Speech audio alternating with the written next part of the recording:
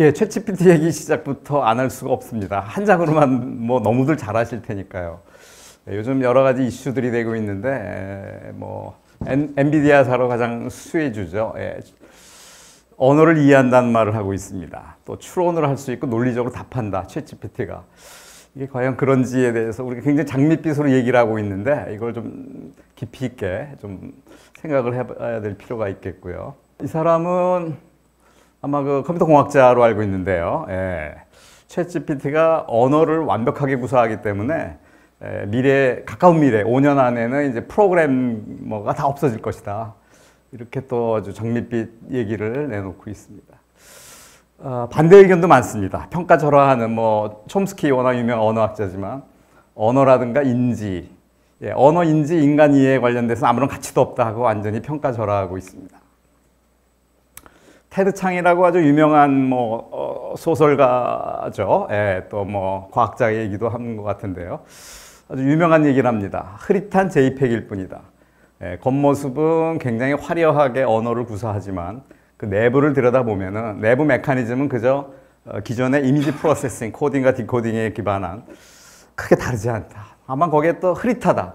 이것은 우리가 이렇게 보면 새로운 것 같고, 새로운 걸 만들어내는 제너레이티브 AI의 그런 의미를 이렇게 좀 평가절하하는 용어로 쓴 것 같습니다.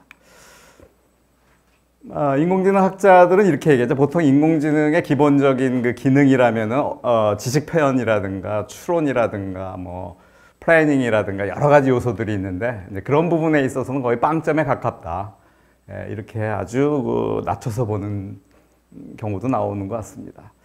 그런데 어찌되었건 내부적으로 어떻게 돌아가건 간에 이것이 우리에게 미치는 파급력은 엄청나죠.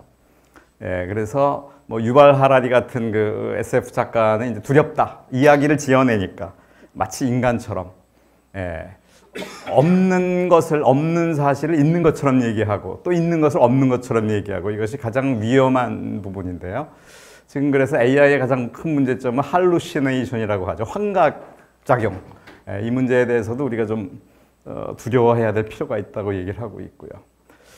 제프리 힌튼 교수는 워낙 지금 딥러닝의 아버지죠. 최근에 이제 구글에 있다가 나왔습니다. 나오면서 한 얘기죠. 한두 달 전에 나온 걸로 알고 있는데, 그동안의 연구가 후회된다. 이제라도 통제하지 않으면 이제 상당히 위험한 상황에 빠질 수 있다. 이렇게 얘기를 하고 있습니다. 미래학자 같습니다. 이분은 인간 능력 추월시라는 말을 했는데, 이게 이제 흔히 말하는 싱귤라리티, 특이점이라고 하죠. 이것을 넘어설 수가 있느냐, 인공지능. 이런 여러 가지 논란이 있는데, 만약 그렇다면은 거의 인간일 것이다. 이렇게 좀 비극적으로, 비관적으로 얘기를 하고 있습니다. 가장 요즘 돈 많이 버는 분이죠. 일론 머스크란 분은 최근에 또 한 달 전쯤인가 이런 얘기를 했습니다. 당장 스톱해라. 일론 머스크 역시도 그 오픈 AI에 같이 있었죠. 같이 공동 창업자에다가 최근에 아마 몇 년 전에 나왔죠. 그래서 당장 멈춰라. 어디로 튈지 모른다. 그리고 지금 우리가 이 챗GPT 이거 사용하기 앞서서 트루스 AI, 이 진리 AI, 굉장히 정의하기가 어려울 텐데요. 이거에 대한 탐구가 먼저 선행돼야 된다 하고 굉장히 좀 의미 있는 얘기를 던진 것 같습니다.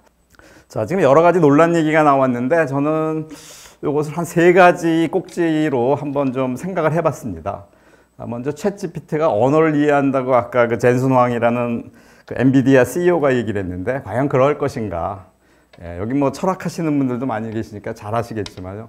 그 언어를 이해한다는 차원이 얼마만큼 중요한 일인가? 이 문제에 대해서 좀 생각해 볼 필요가 있을 것 같고요. 특이점을 뭘로 볼지, 자아의식이라는 얘기를 많이 하는데 과연 자아의식이 뭐길래 그것이 가능한 얘기인지 이런 문제를 좀 또 고민해 봐야 될 것 같고요. 또 우리 인간의 지금 문명을 이뤄서 아주 굉장히 정점에 달해 있는 우리의 지식이 과연 최상의 지식이냐, 그 너머에 어떤 진리에 가까운 지식이 또 있느냐, 이런 문제라고 볼 수 있겠죠. 그래서 이런 것들을 이제 불교적인 시각으로 어떻게 정리하면 좋을지 이걸 좀 오늘 말씀드리고자 합니다. 그래서 오늘 말씀은 이제 먼저 지능에 대한 얘기를 좀 나누겠고요. 그 다음에 지능의 핵심이 인식의 문제, 그리고 인식 안에 들어가면 또 핵심이 알미고, 그 알의 여러 가지 단계 중에서도 자아의식이라는 것이 또 중요한 부분이고요.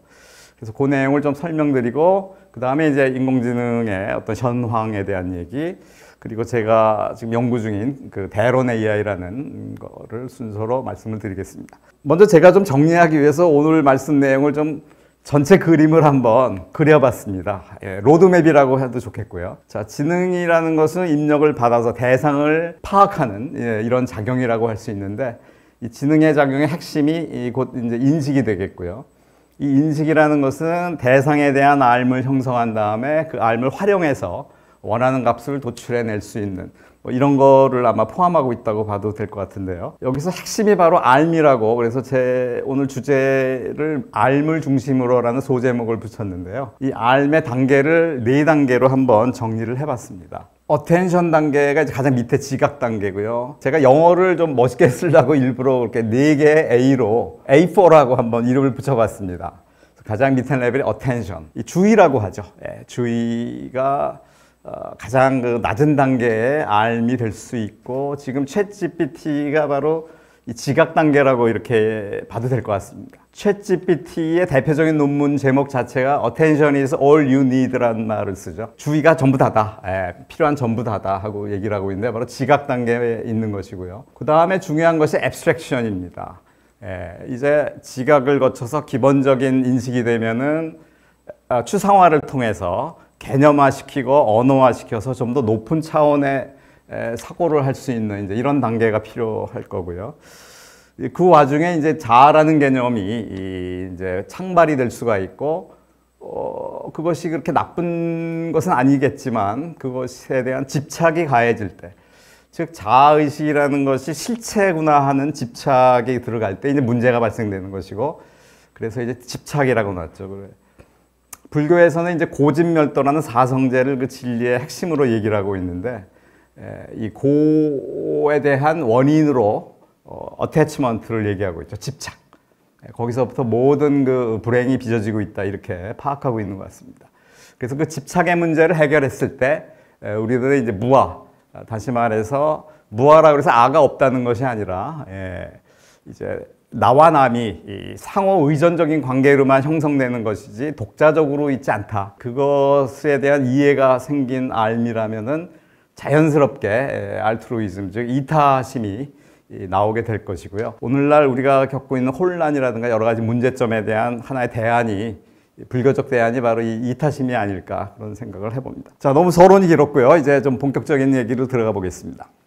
자, 지능의 개념을 폰 노이만으로부터 좀 출발해 보겠습니다. 폰 노이만이 이제 엔도모피즘이라는 좀 추상대수학 용어인데요. 이걸 가지고 지능을 얘기를 하고 있습니다. 자, 지능체 A가 있으면요, 대상으로부터 감각을 받고 판단을 하고 행위를 하는, 이게 이제 흔히 지능의 3대 요소라고 하죠. 뭐 로봇의 3대 요소라고도 하고요. 근데 여기서 중요한 것이 바로 이 판단에서 필요한 이 알을 형성하는 거죠. 지금 이 실세계와 알의 이 정합성 문제입니다. 이게 일치를 해야지 우리는 이 세상이 편하고 고통을 안 받는데, 이게 불일치 때문에 늘 문제를 생기는 거죠. 어찌됐건 지금 지능의 원리라는 것은 호모모피즘을 자기 안에 가져야 되고요. 그 호모모피즘을 갖는 알을 활용할 수 있는 알고리즘이 또 필요합니다. 뭐 이걸 뭐 심벌 트라이앵글로도 설명하기도 합니다만, 이렇게 3가지 요소, 대상이 있고 알미 있고 알을 활용하는 작용, 이것을 가졌을 때 우리는 이것을 엔도모피즘, 엔도라는 게 내 안에 가지고 있다는 뜻이거든요. 그러니까 내 안에 알미 있다. 그리고 그걸 활용하는 알고리즘이 있을 때 우리는 이 대상과 이 지능체, 이 둘의 관계를, 즉 A와 B의 관계를 엔도모피즘 관계다 하고 얘기를 합니다. 자, 그런데 조금 전에 말씀드렸는데 문제가 있죠. 우리 인간의 경우는 알미 실세계를 따라잡질 못합니다. 서로 떨어져, 다른 것이죠.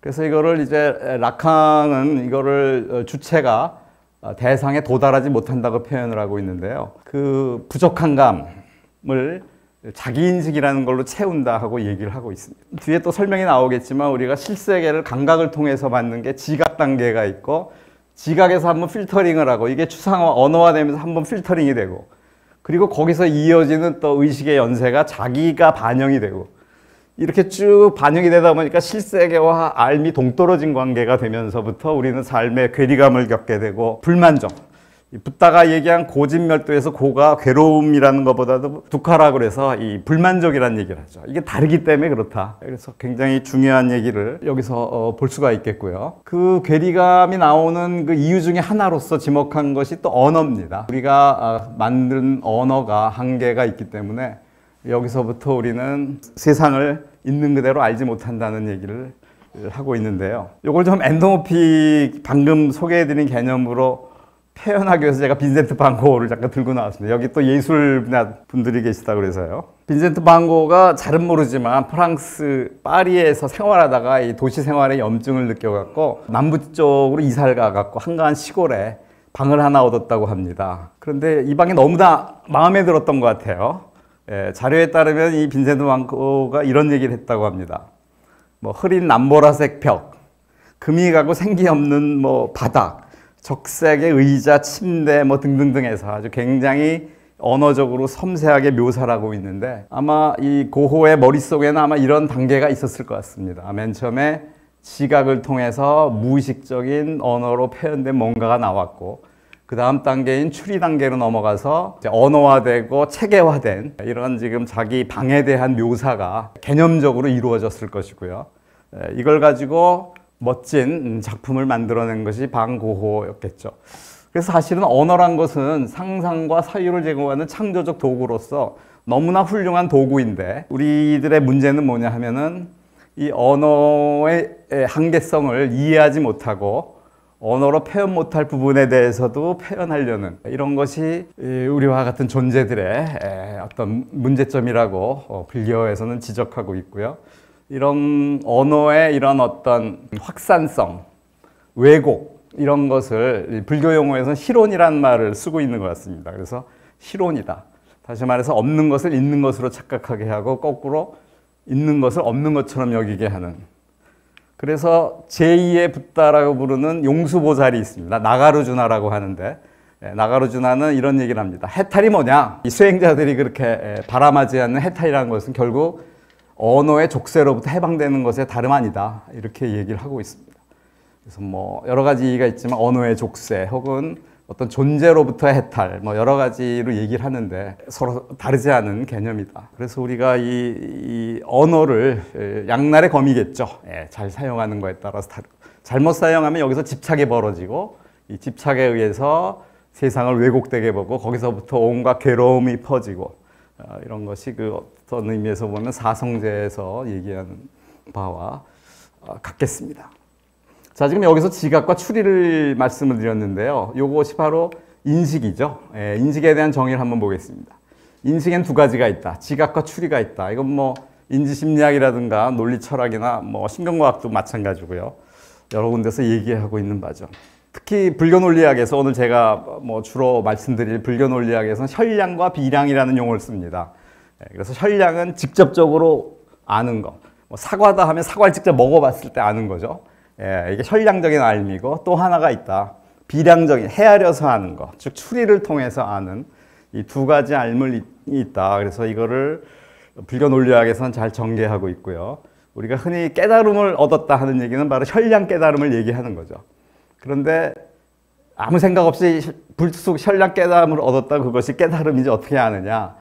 그래서 비량적인 깨달음이 먼저 선행돼야 된다. 즉 이것을 불교에서는 이제 정견을 세운다고 하는데요. 바른 견해, 즉 붓다의 가르침에 합당한 사유를 할 수 있고 그 사유 끝에 혈량적인 깨달음을 얻었을 때 그것이 맞게 깨달음을 얻은 것인지를 확인할 수 있는 이런 식으로 불교적인 수행 체계가 잡혀 있는 것 같습니다. 자, 인식이 그래서 두 가지가 있는데 이 두 가지를 이번에는 좀 뇌과학적으로 좀 풀어보겠습니다. 이 자료들은 제가 그 뇌과학의 조장희 박사님한테 직접 좀 얻어서 사용해도 좋다는 허락을 받고 한 건데요. 살펴보는 이유가 바로 언어에 대한 얘기를 좀 하고자 함입니다. 요것이 아까 알미 형성돼 있어야 된다. 근데 요게 알미, 이 무의식 언어에서는 이렇게 패턴으로 돼 있죠. 이게 무의식 언어라고 얘기하는데요. 이걸 이름하여 엔그램이라고 얘기를 합니다. 이것이 어떻게 생겼냐 하면요. 이 해부라고 유명한 그 사람이 얘기한 거죠. Fire together, wire together. 동시다발로 깜빡깜빡거리면서 작동이 되고요. 이 뇌 속에서 세포들이 이것들이 연결되어 있죠. 한꺼번에. 이것이 하나의 패턴이고 이것이 하나의 언어입니다. 그래서 우리가 무의식에서도 언어가 작동되는데 바로 앵그램이라는 언어로 작동된다. 어떻게 입력되냐 하면 보죠. 네, 뭐 우리 시각이나 영상이나 아니면 뭐 사운드로다가 입력이 되면은 맨 먼저 요것이 정제돼 갖고 여기에 이렇게 앵그램으로 포뮬레이션이 형성이 됩니다. 그런 다음에 요 앵그램이 이미 머릿속에 있는 알미랑 일치하는지 여부를 확인을 하죠. 그래야지 내가 그 아는 놈이죠, 그것이. 뭐 두려운 존재일 수도 있고. 그래서 이것이 이제 레저넌스, 동조하는 거죠. 이 동조 현상이 일어나면은 그것이 내가 아는 정보가 뭔가 들어왔구나. 이것을 이제 파악할 수 있는 게 되는 것이고, 그걸 앵그램이라고 뇌과학에서는 얘기를 하고 있습니다. 자, 그래서 앵그램으로 알아차린 거는 의식에서 모릅니다. 이건 무의식에서 알아차린 거기 때문에 이것이 의식 레벨로 넘어갈 때는 이제 언어화되는 거죠. 우리가 아는. 바로 여기 지금 앵그램이 들어온 정보가 머릿속에 있는 알미랑 일치하는지 확인을 하고요. 그래서 요거 이제 메모리를 뒤져야겠죠. 해마라고 부르는 영역에서 메모리를 뒤지고 그 다음 단계로 이제 의식 레벨로 이제 수면 위로 올라가는 거죠. 그러려면은 사다리가 필요합니다. 추상화라는 사다리. 그 사다리 역할을 하는 게 바로 렉시콘이라고 돼 있죠. 언어 사전이죠. 번역이 일어납니다. 앵그램의 무의식 언어가 랭그램이라는 의식 언어로, 저 의식 언어는 우리가 한국 사람이라면 한국어가 되겠고요. 미국 사람이 영어가 되겠죠. 이런 트랜스레이션, 번역이 일어나서 비로소 수면 위로 올라가서 우리의 인식이 작용하게 되는 이런 과정을 얘기를 하고 있습니다. 자, 그래서 지금 의식 과정 전체를 다시 한번 보면은요.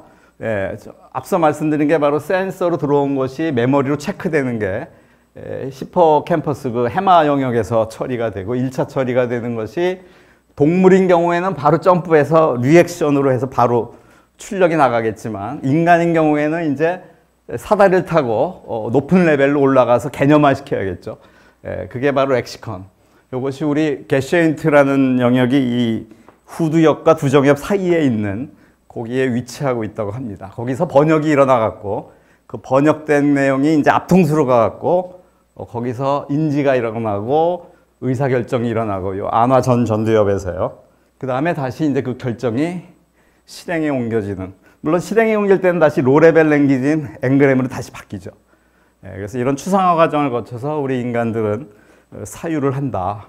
이게 좀 애니메이션 더 있군요. 이 부분이 빨간 부분이 바로 랭그램이라는 우리의 의식 언어 패턴으로 바뀌는 것이고, 이것은 인간만이 가지고 있는 고유의 부분이다. 그리고 이것은 당연히 후천적인 것이죠. 우리가 학교에 가서 언어를 배우고 하면서 나타날 수 있는 그런 영역으로 얘기를 하고 있습니다. 요거에 관련된 동영상을 우리 학생들하고 하나 이게 3차원으로 만든 게 있는데 시간이 좀 될지 모르겠는데 하여간 잠깐 한 2, 3분 걸리는데요. 지금 우리가 잠재의식이 돌아가고 있다가 대상이 들어왔습니다. 그러면 먼저 시상에서 상이 맺히고요. 그 다음에 이것에 대해서 파악하게 되는 건 이제 뒤통수 시각 처리 부분에 가서 파악이 됩니다. 그럼 식별이 되는 거죠. 무의식입니다. 지금 이건 의식은 아직 몰라요. 아무것도. 무의식이 처리된 것이 해마에 있는 알미죠. 미리 형성되어 있는 암, 즉 저 대상이 두려운 존재냐 뭐 어떤 존재냐에 대한 것이 식별이 됩니다. 여기서는 지금 앵그램으로 가기 때문에 이런 우리가 이해할 수 없는 언어를 표현했습니다. 그리고 파이어 투게더 되면서 지금 깜빡이는 거죠.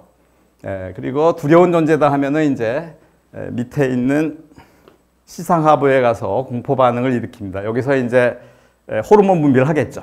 그래서 긴급 모드구나 해갖고 뭐 털을 세우고 호흡을 가빠르게 하고 근육을 수축시키고 이런 것이 자동적으로 일어난다는 얘기입니다. 1차 반응이.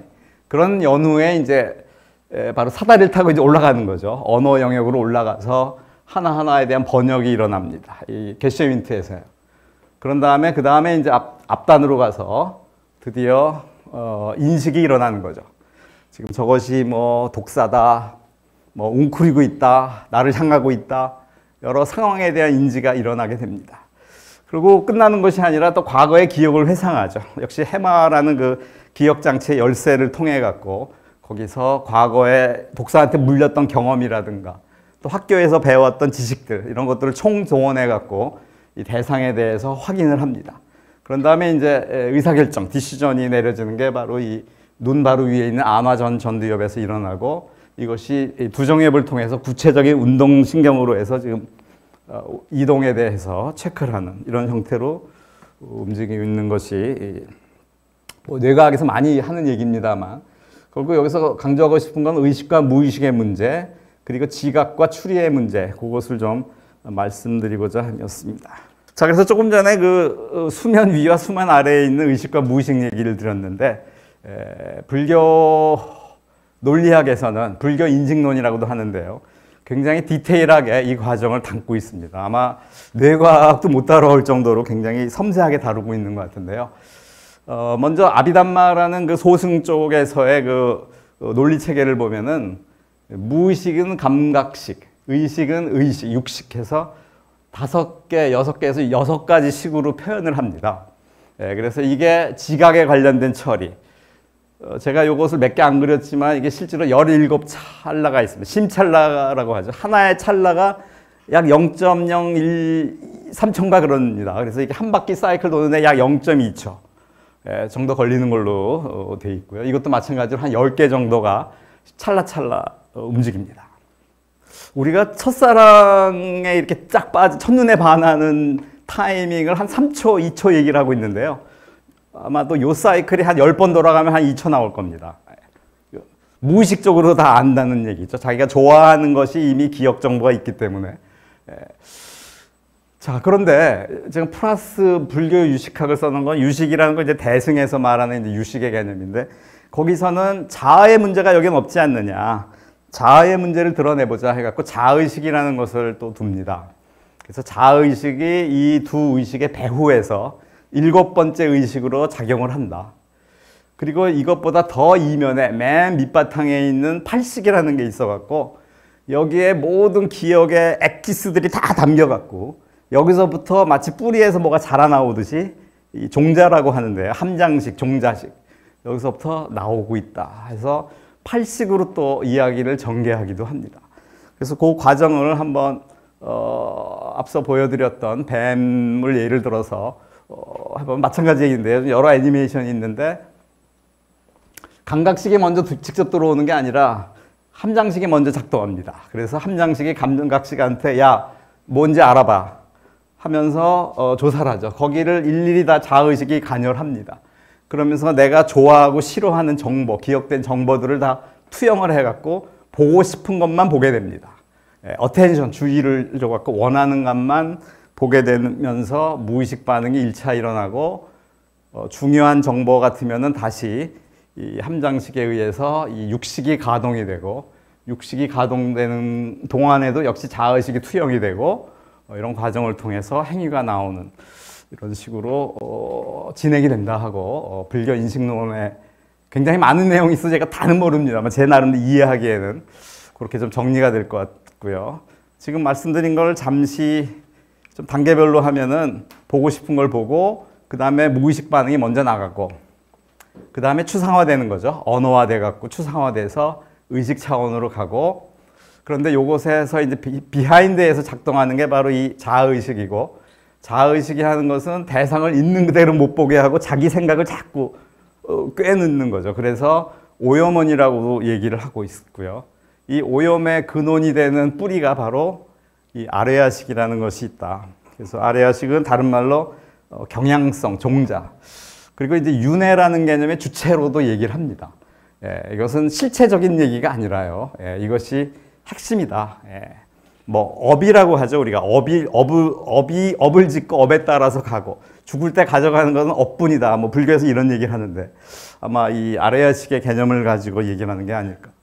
그래서 이 아레아식을 청정하게 밝히면은 이것이 순수 의식이 되고, 이것이 이제 깨달은 존재의 의식이 돼서, 뭐 다른 말로 법신이라고도 바뀐다. 이렇게 얘기를 합니다. 근데 한 가지 뭐 좀 부연해서 말씀드리면, 많은 사람들은 깨달음을 얻으면 이 상태가 되는 거고, 이걸 보면은 깨달음이라고 생각하는데, 이 티베트 불교라든가 이 중간 사상에서는 그렇게 얘기를 안 하죠. 이것조차도 하나의 마음이다. 마음이란 건 대상을 알고 사라지는 거죠. 대상을 아는, 대상을 인식하는 것이 마음이 목적이고, 그건 찰나생 찰나멸하는 것이고, 함장식도 예외는 아니다. 그거에 대해서 많은 지금 논란들이 불교적으로는 얘기가 있는 것 같은데, 여기 역시 불교 전문가 계시면은 좀 나중에 좀 질문 좀 부탁드리겠습니다. 자, 지금 자아의식이 바로 오염원이라고 얘기했는데 그럼 자아의식이 뭐길래 그러느냐? 그 얘기를 좀 해보겠습니다. 역시 폰 노이만 얘기 아까 처음에 제가 얘기를 드렸는데 바로 엔도모피즘 얘기를 드렸었죠. 지금 문제는 이것이 맞질 않는다고 했고 요 부족한 부분을 자기 인식으로 메운다는 얘기까지 했었는데요. 자, 지금 보시면은 엔도모피즘 개념은 A 안에 A-가 있죠.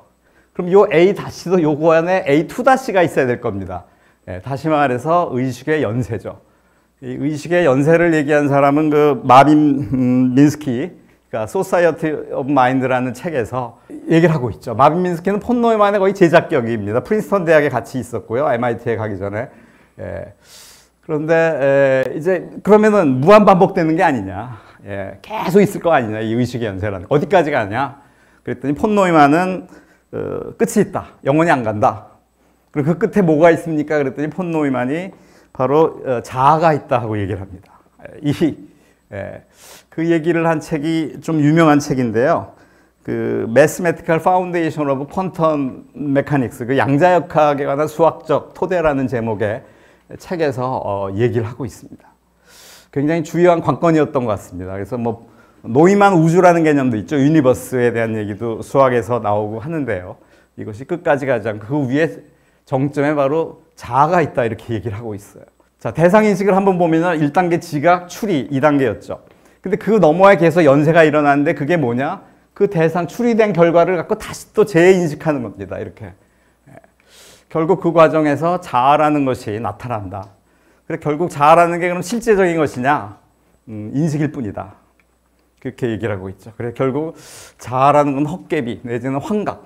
환각이라는 정확한 개념은 이 세상에 존재하지 않는 것인데 그것을 마치 존재하는 것처럼 여기는 그런 정신병이죠, 일종의. 그것을 환각이라고 얘기하고 마치 지금 우리 인공지능 챗GPT가 세상에 없는 그림들을 만들죠. 이것들은 존재하지 않는 것을 존재하는 것처럼 보이게 하는 이런 할루시네이션이라고 하는데 자아의식도 그런 게 아니겠느냐. 이제 그렇게 볼 수 있겠습니다. 그리고 윤회 얘기 불교에서 많이 나오죠. 윤회가 그럼 진짜 있는 것이냐. 저런 의미에서 보면 헛개비가 꾸는 꿈밖에는 안 되는 것이죠. 금강경에서는 염호환포형이라고 그래서 마치 우리가 나와 세상을 꿈과 같고 환영과 같고 물거품과 같고 그림자와 같이 보라. 아주 이런 유명한 얘기가 나오고 있죠. 그런데 이제 그래서 그럼 자아의식이 나쁘면은 그 자아의식 없이 살면 될 거 아니냐. 근데 불교적 접근은 그게 아닙니다. 자아를 완전히 부정하다는 것이 아니라 자아에 대해서 착각하고 있는 부분만은 도려내자. 그러면은 우리가 정상적으로 이 체감하는 자아는 알고 하지만 그거의 본질을 이제 아는 것이 중요하겠죠. 그래서 먼저 이것을 논리적으로 깨닫자 하는 의미에서 비량 깨달음을 강조하는 것이고요. 비량 깨달음을 잠깐 살펴보면은 자 우리가 지금 세계 속에 내가 있는데 여러 가지 이 자아에 대한 얘기들이 생각들이 있죠. 일상적으로 느끼는 거, 그 다음에 연기적으로 일어나는 나, 그 다음에 몸과 마음으로 구성되어 있구나. 이거에 대한 것은 합당한 사유다. 한편 나라는 것은 실체적인 것이고 이 몸과 마음을 떠나서 어떤 영혼의 별도의 뭔가 독립적인 게 있고 혹은 내가 이 전체적으로서 우주 전체를 의미하는 브라우만이라는 이런 존재고 이런 생각이 잘못된 생각이다. 이것은 비존재다. 뒤에 또 논리학에서 이제 존재와 비존재 얘기를 할 텐데 존재가 아니다는 얘기입니다. 그래서 이것은 물리쳐야 될 부정의 대상이라고 해서 각자라고 씁니다. 물리칠 각자를 써갖고 물리쳐야 된다. 이건 논리적으로 우리가 따져서 물리쳐야 될 건 물리치는 것이 합리적이다. 이렇게 얘기를 하고 있고 인정할 건 인정하는데 그것은 실체적인 것이 아니고 무아와 무자성, 공성의 성격을 진 것이다. 그래서 공성이라는 것은 어떤 그 절대 세계를 얘기하는 것보다도 부정의 의미로 이런 용어들이 나온 것 같습니다. 자, 그래서 비량 깨달음을 얻으면 다냐? 그렇지 않죠. 이제 본격적으로 현량 깨달음으로 들어가야겠습니다. 그래서 지금 자아 얘기가 나온 게 현량 깨달음까지 한번 말씀을 드리면은 센스, 메모리, 액션은 아까 동물적인 1차 반응이었습니다. 지각 반응. 이 이면에는 우리가 함장식이라고 하는 기억된, 아주 오래 기억된, 각인되어 있는 이 업의 업력이 작용을 합니다. 그리고 여기서 이제 우리의 자아의식이 주로 투영되는 것이 바로 감정의 문제인데 이모션이 작용하고 있고요.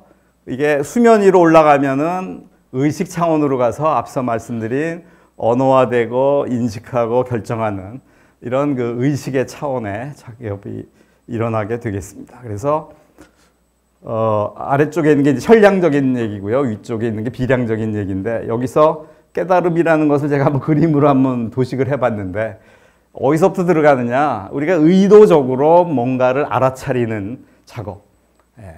그래서 결국은 깊이 알아차려서 아마 무의식까지 뚫어야 되는 어찌 보면 그라운딩이죠.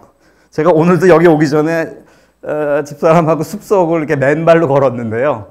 어싱이라고 하는 게 유행이더라고요.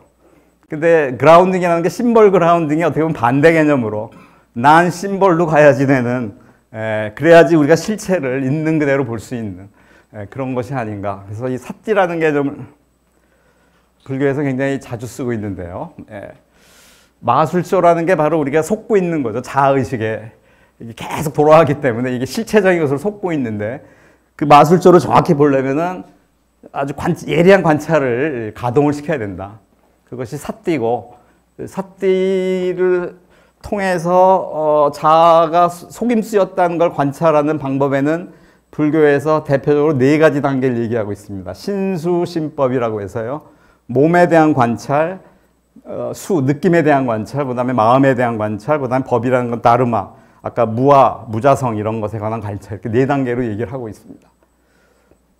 그래서 이거에 관련된 관찰을 통해서 이제 드디어 뭐 흔히 불교 용어로는 사마타와 위파사나 이렇게 얘기를 합니다. 마음을 고요히 하고 성성하게 깨어서 이제 관찰하는 이런 것이 필요하다고 얘기를 합니다. 어찌됐건 그것이 인연이 돼서 깨달음을 얻는 순간, 이것을 견도라고 하죠. 혹은 견성이라고 하고요. 마술쇼는 막을 내린다 하고 얘기를 하고 있습니다. 제가 좀 우스갯 말을 했습니다. 니들이 개맛을 알아. 우리가 여러 가지 얘기들을 하고 있지만 직접 사과 맛을 봐야지, 먹어봐야지 사과를 얘기할 수 있는 거죠, 사실은.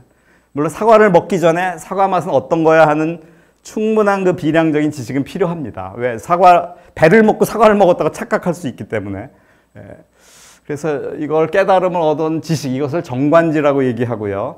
이 무의식의 현량 중에 여러 가지 중에서 정관지라는 게 있고 나머지는 현량이라 하더라도 그것은 바른 알미 아니다 하고 불교 논리학에서는 얘기를 하고 있습니다. 그 부분은 다시 또 뒤에 나올 것 같습니다. 자, 그 다음에 이제 마지막 단계라고 볼 수 있는 알매 공성에 대한 얘기를 한번 해보겠습니다. 자, 자아의식이 속임수였다는 걸 알면 결국 뭘 보게 되냐? 붓다의 깨달음이 뭐냐? 어떤 사람들은 연기라고 얘기하는데 저는 연기는 나중에 이 꿈의 세계에 대한 법칙을 설명하느라고 고민을 해서 만든 것이고 붓다가 보리서알에서 본 거는 바로 이 공성의 세계가 아니겠느냐. 이 그림은 양자역학자 주렉이라는 사람이 아주 그림을 그려서 제가 자주 쓰는 그림인데요. 점선으로 돼 있죠. 실체가 아니라는 얘기입니다. 중첩돼 있고 고양이의 삶과 죽음이 여기서는 둘이 아닌 겁니다. 이런 세계가 본래 세계다. 그런데 우리는 이걸 못 보고 우리는 못 보고 이걸 마치 실선으로 마치 실체적인 것으로 전부 보는 이것이 그 고전역학의 얘기입니다만 여기서는 고양이가 살아있고 혹은 죽어있고 확실하죠. 그리고 여기서는 생로병사가 진행이 되고 있고 죽음이 있고 윤회가 있고 뭐 모든 고통들이 여기 있고 이 문을 통과해 가자. 근데 주의사항이 있습니다. 고전적인 지식, 우리 아르마리라고 하는 우리가 알았던 모든 상식들, 우리가 과학적 상식이라고 차곡차곡 쌓아왔던 그 모든 상식들을 깡그리 내려놓지 않으면 일로 갈 수가 없다. 이렇게 경고를 하고 있고요. 많은 명상 관련돼서도 이런 얘기를 하고 있죠. 성가구경하면서도 입차문내 막전지혜라는 것이 절에 일주문 들어갈 때 이렇게 기둥에 많이 세워져 있는 문구인데요. 이 문을 들여서라거든 아르마리, 풀어서 헤아려서 아는 이 마음을 내려놔라. 그러기 전에 못 들어간다. 경고하고 있습니다. 여기 지금 도덕경 전문가가 계셔서 제가 말씀드리기가 좀 어려운데요. 이 도덕경의 1장에 보면은 도가도 비상도 명가명 워낙 유명한 말이 나오죠. 그러니까 명칭, 이름자로 그걸 알려고 헤아리려고 하면은 벌써 어긋난다는 얘기가 나오고 있고요. 맨 마지막 구절이 좀 재밌는데 현지우현. 가물가물하다는 것은 해석에 따라 뭐 다르겠습니다만 생각이 점점 잦아드는 것을 의미한다고 합니다. 제가 오늘 이게 명상하시는 분이 해석한 걸 봤는데요. 가물가물해진다. 즉 이걸 이제 산매라고도 하죠. 선정이 깊어지면 깊어질수록 가물가물해지는데 그때 묘함으로 들어간 문이 나타난다. 근데 묘 들어가는데 군중 여러 개가 나타난다는 무리지어서 그 얘기는 묘한 것이 여러 레벨이 있다. 붓다가 보리수에서 깨달음을 얻기 전에 집을 나와갖고 바로 찾아간 사람이 외도죠. 선정주의자한테 찾아갑니다. 그리고 선정을 마스터해요. 6개월 만에. 그래갖고 레벨을 다 올라갑니다. 그 레벨은 식무변처, 굉장히 묘한 레벨들이죠. 초월 단계입니다. 초월의식 단계를 경험을 합니다. 식무변처, 공무변처, 무소유처, 비상비비상처 해갖고 최상의 삼매 경지까지 이르게 되는데 결국 손 털고 나오죠. 그것은 조건이 사라지면 다시 원래대로 돌아가는 하나의 의식일 뿐이다. 그 의식이 궁극적 알미 아니다 하는 것을 알고 나오게 됩니다. 그리고 나서 이제 깨달음을 얻는 것을 어떻게 얘기를 하느냐 하면 바로 조견, 오온, 개공이라는 이게 반야신경 얘기인데요. 오온이라는 건 몸과 마음이죠. 몸과 마음이 공하다, 비어있다, 실체가 없다 하는 것을 꿰뚫어서 보라, 관찰하라는 얘기죠. 조견, 비추어서 바라보면은 그때 비로소 이 고통의 세계를 건너간다. 도일체고액이라고 얘기를 하고 있습니다. 그래서 그걸 건넜을 때 우리가 이 온전하게 공성을 볼 수 있는데 이 공성의 세계라 이 세계가 동전양면처럼 이쪽 저쪽이 아니죠. 사실 하나입니다. 하나. 우리는 다만 색안경을 껴서 이렇게밖에는 못 보는 거죠. 안타깝지만 우리의 지각의 한계, 언어의 한계, 또 자아의 문제 때문에 못 볼 뿐이지 뭐 누가 보건 간에 다 똑같은 세계죠. 그렇게 얘기를 하고 있습니다. 즉 삶과 죽음이라든가 이런 건 하나의 실론에 불과한 얘기고 하지만 이걸 버릴 것이 아니라 이걸 활용을 해야겠습니다. 그리고 이거 양자역학자들이 많이 하는 얘기죠. 공성은 불편한 진실이다. 이 중첩의 세계는 감추고 싶은 비밀이다. 왜? 이쪽 입장에서 보면은 이게 탐탁지 않거든요. 이게 내가 없다니 이게 말이 돼? 이게 말도 안 되는 얘기 아니냐 이렇게 좀 허무주의를 생각하게 되고 하겠지만 허무주의가 아니죠 결코. 여기서는 모든 가능성이 열려 있고 다만 실체가 없다는 뜻보다는 상호 의존적으로만이 형성이 되는 세계지 혼자 독자적으로 있는 이런 것은 없다. 그것을 인지했을 때 우리는 자유롭게 장애 없이 살아갈 수 있다. 이것을 강조하는 게 공성의 의미라고 생각이 듭니다. 붓다는 또 이런 얘기를 합니다. 공성을 얘기하면서 이제 양극단을 여윈 것. 좀 시간이 없으니까 빨리빨리 좀 애니메이션을 하고요. 앞서 양자역학 얘기를 했는데 과거에는 입자 따로, 파동 따로, 시간 따로, 공간 따로 이 세상을 파악하는 이런 여러 가지 요소들이 독립적인 요소들이 있었는데 지금 하나로 합치고 있죠. 이걸 이제 공변양자장이라고 하고 있습니다. 그리고 이것은 정해진 바가 없죠. 관찰자에 달라지고요. 이것을 또 질서와 무질서 사이에 어떤 복잡계로도 파악할 수가 있습니다. 복잡계라는 것은 이 세상은 항상 임계 상태로 질서도 아니고 무질서도 아니고 새로운 게 계속 창발될 수 있는 그런 아주 특이점 상태에 있는 카오스의 가장자리에 항상 머물러 있는 이것이 우리 실생의 모습이다 하고 얘기를 하고 있습니다. 그래서 이것이 바로 이 실상세계 중도에 관련돼 있고 이것은 따로따로가 아니라 양극단이 아니라 그래서 상호 연기적으로 우리가 세상을 바라볼 필요가 있다는 것을 얘기를 하고 있습니다.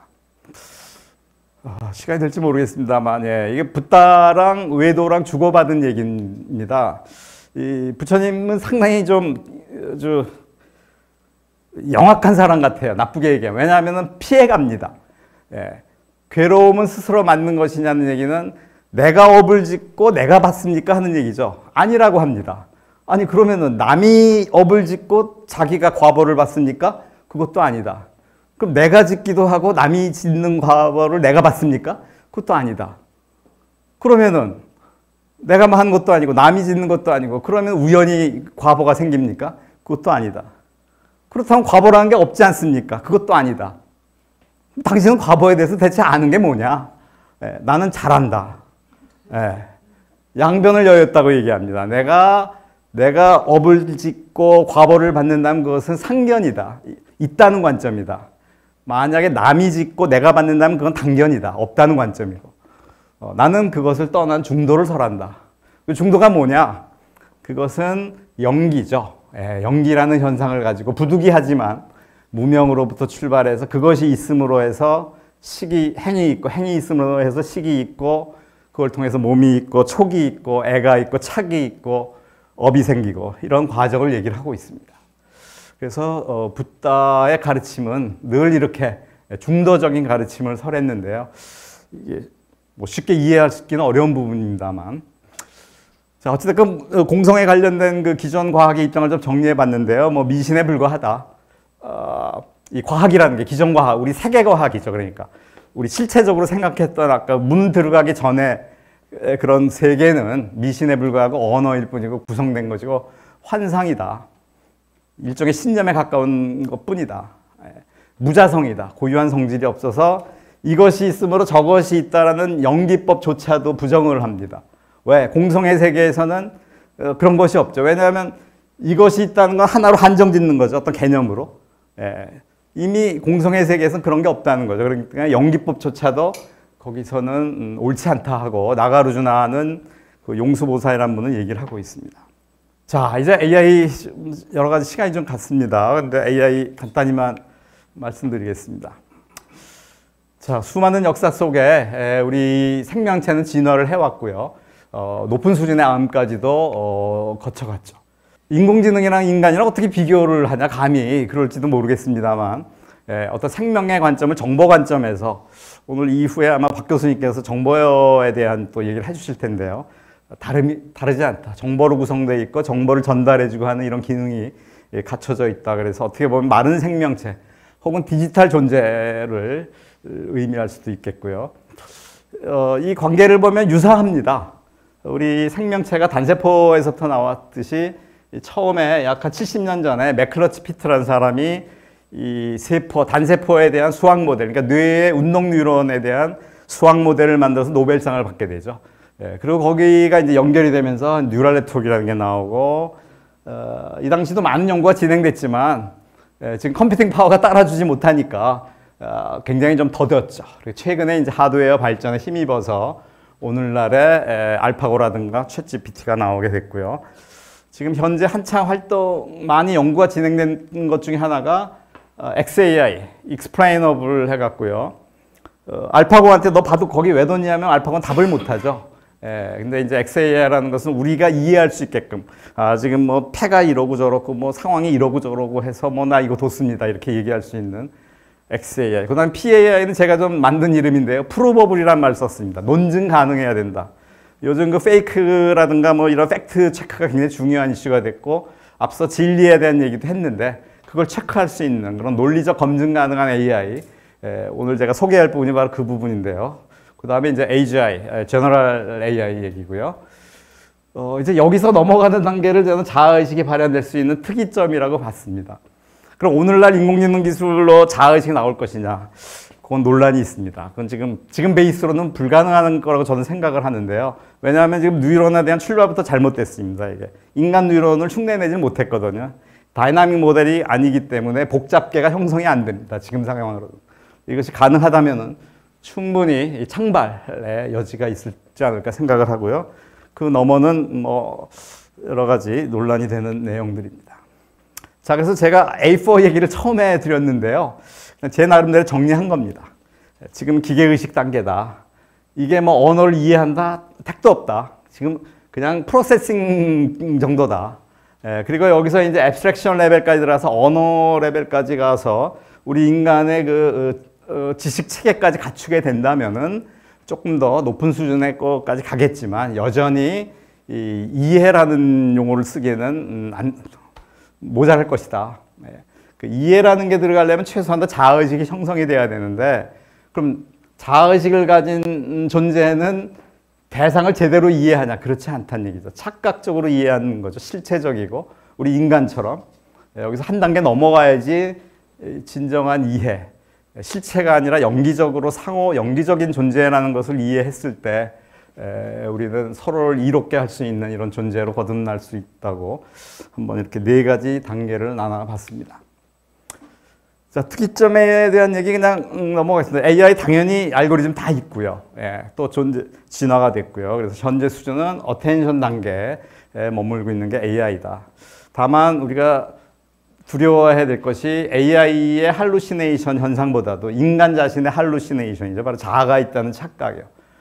그래서 자신에 대한 어떤 내가 있다는 어떤 상을 버려야지만 갈 수 있다. 그리고 불교가 원하는 것이 바로 이 각자 있지도 않은 것들의 착각에 빠져갖고 잘못 세상을 이해하는 이런 부분을 우리가 논리적으로 이해하고 빼내는 그런 비량적인 노력부터 해야 된다 하는 것을 강조하는 것 같습니다. 좋은 영상이 있는데 저작권 때문에 제가 이거 찍은 겁니다. 작년에 남인도 가서 이 세라라는 사원에 가서 이 사람들은 이렇게 때리는 게 주장하는 사람이고요. 그러니까 진리에 대해서 나는 이것이 옳다고 생각해 하면 앉아있는 사람이 답변자입니다. 아니다. 이 논리상에서 이게 틀렸다. 이 논리 공부를 오전에 3시간, 오후에 5시간, 6시간 저녁에 한다고 합니다. 그리고 모든 학년이, 고학년이 가면 거의 이걸로만 하루 종일 보내는 겁니다. 그만큼 10년 이상 불교를 공부하고도 그 뒤에 이걸 집중적으로 하는데 이걸 통해서 한마디로 몸에 배도록 이 불교의 진리 체계가 몸에 배도록 하는 거죠. 그래서 이 사람들 하는 걸 보면 싸우는 것 같아요. 제가 물어봤어요. 아니 얘기를 좀 따박따박 천천히 해야지 사유가 되면서 답을 정확히 할 거 아니냐 했더니 그게 목적이 아니라 빨리 답하는 거라고 합니다.